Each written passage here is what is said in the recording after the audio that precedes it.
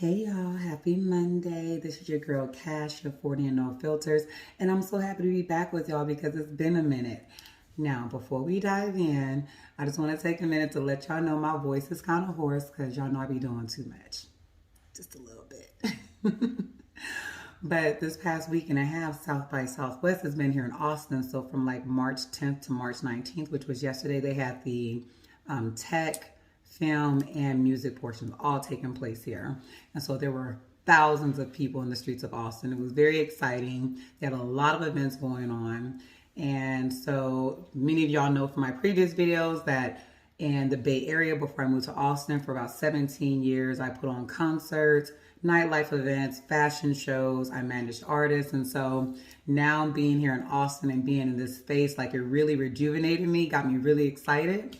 And so I put my artist manager hat on. I took my artist out. Yes, I have an artist. His name is Devontae the King, and I'll be posting more information about him soon. But took him out and just did some networking, met with some of the top leaders in the music industry, met with a couple of labels. He did a collaboration with an artist that was also here for South by Southwest, and that was really dope. Can't wait to put that out. We attended the Dolby live activation experience, and then he also had an impromptu performance as well. So yeah, it was overall like a really great experience. Got me really going. I was like, this is what I miss, and so was really happy to experience it. But I'll post the video doing like a little recap of like what that was like and how I got into the industry. If you want to know more, if you're interested in getting in that space, and what my current role is as an artist manager looks like for my artists, and what I do in that space. But today, that's not what we're actually supposed to be talking about. So I have my notes here because y'all know sometimes I just be going and I need to make sure I stay on topic and time. And so last time when I posted my previous video on how Instagram saved my life, some of y'all weren't happy with the cliffhanger of me just kind of stopping it where I left it, but I didn't want to give y'all too much at once and have you just overwhelmed with just listening to like a whole hour straight video of me talking, because I'm sure you have other things to do. So today I just want to just kind of give you another piece of that story and what that whole process was looking like for me as I found out that I had a tumor. So just doing a quick recap. I moved to Austin, saw my doctor, here in Austin, just to sort of build rapport with them. And they did a physical, and through doing a physical, they found out that I had an 8-pound tumor. I asked her what my options were, and she recommended that I have a hysterectomy. I asked her if that was the only option. She said, you're over 40, you're not planning on having any more kids. Hysterectomy is the way to go. And I'm like, but is that it? Like, what does that mean exactly to have a hysterectomy? And she was like, well, pretty much we would remove your uterus, your ovaries, pretty much all your lady parts. And I was just like, not okay with that, because that's a big decision to make. And although I don't plan on having more kids, who knows what this life has in store for me, right?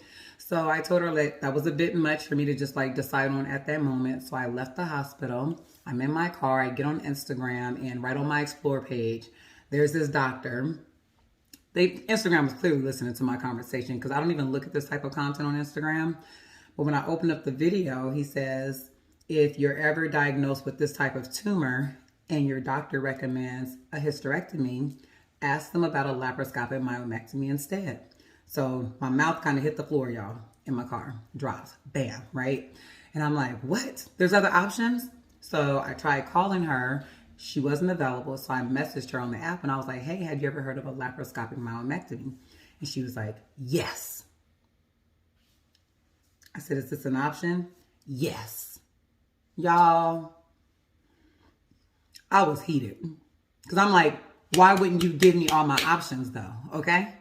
So that's exactly what I asked. I'm like, why wouldn't you give me all my options? Why wouldn't you tell me that wasn't even an option?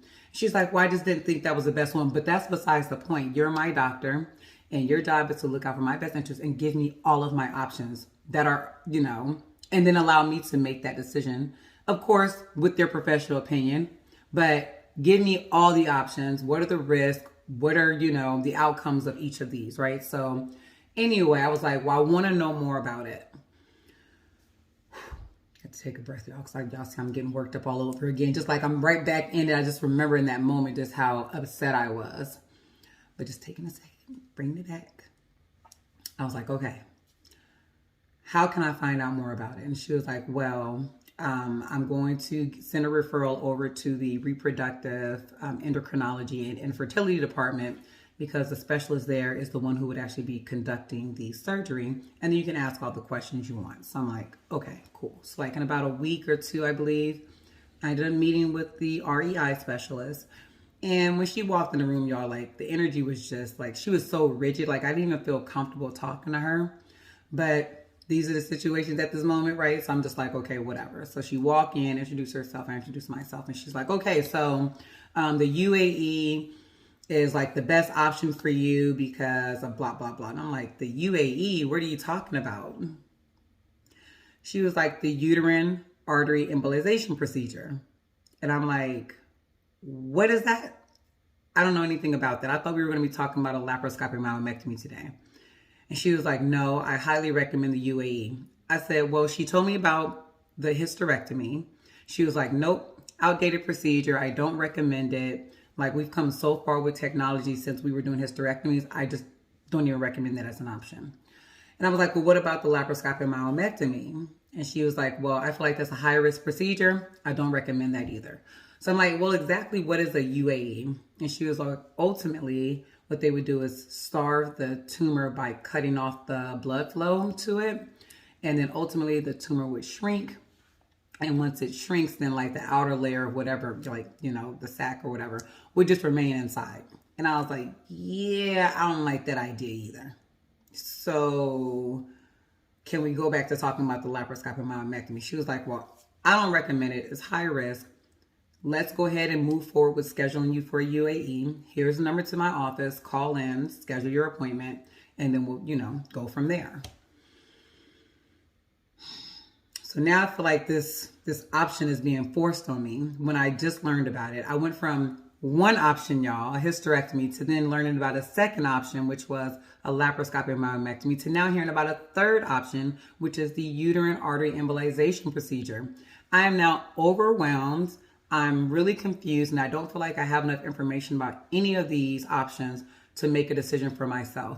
And this is where it's really important to advocate for yourself, and why I'm even posting these videos, because oftentimes we just assume like, oh, they're a doctor, they know what they're talking about, just go with whatever they say. But at the end of the day, you have to do what's best for you. Of course, with a professional's opinion, such as your doctor, but at the same time, ask a lot of questions, right? Do your own research. Get multiple opinions if you need to.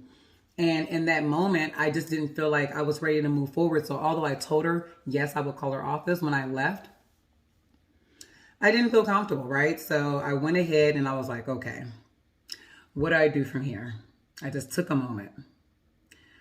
And I was like, I don't trust my OBGYN doctor. I'm not trusting this doctor in the moment. And at this point, the only one I feel like has really been giving me solid information is Dr. P from Instagram. So I went back to Instagram, y'all. Yeah. And for some of y'all who may not have caught that, but the reason why I felt comfortable even talking to him was because I did check our out-of-network healthcare system. And I did see that he was a legit doctor. And so I was like, okay, he's an official, you know, doctor, and I can get some advice from him. Although he couldn't give me specialized responses because he hadn't actually seen my records or know my exact situation. But overall, from like OBGYN perspective, he could provide his professional opinion. So I reached back out to him on Instagram. And to my surprise, he was very responsive. Like, I messaged him and I was like, look, this is what my situation is. These are what they're telling me. Can you give me more information about these three options? And I'm paraphrasing. These are not his exact words, but I was like, hysterectomy. He's like, don't do it. He's like, oftentimes, specifically with Black women, especially, they always want to push that option on Black women. And then you're forced to not be able to have children if you don't have any. And it's just not the best approach.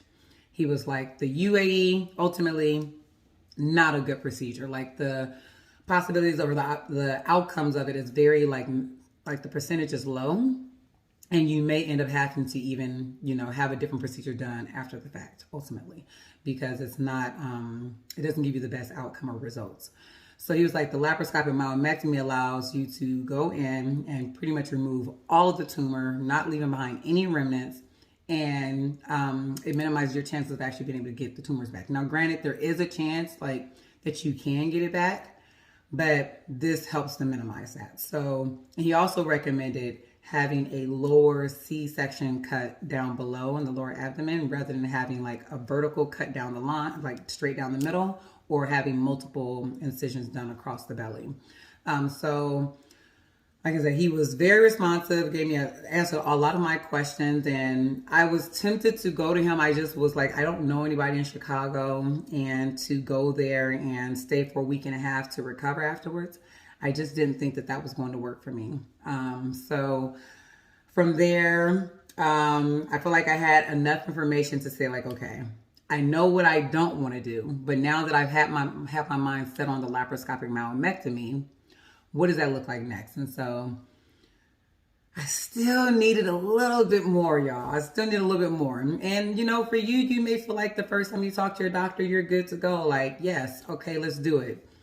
I needed a little bit more. So y'all know what I did? I reached out to my original OBGYN doctor in California, actually my primary care provider in California.